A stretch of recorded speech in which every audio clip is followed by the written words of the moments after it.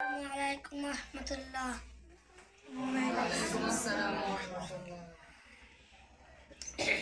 ইসলামের দ্বিতীয় খলিফা ছিলেন হযরত ওমর রাদিয়াল্লাহু তাআলা আনহু।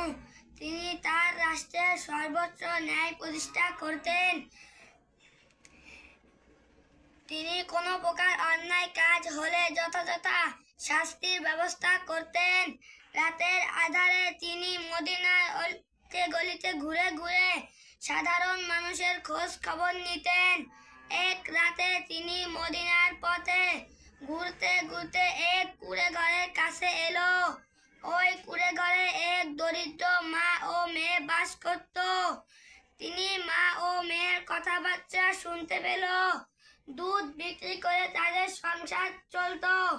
মা তার মেয়েকে দুধে পানি মিশিয়ে দুধের পরিমাণ বাড়াতে বলল, কিন্তু মেয়ে বলল, না, এটা অপরাধ, খলিফা দেখে ফেলবে।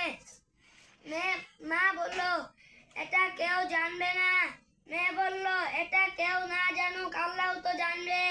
তিনি মেয়েটির কথায় মুগ্ধ হলো। তিনি তার পুত্রের সঙ্গে মেয়েটির বিয়ে দিল।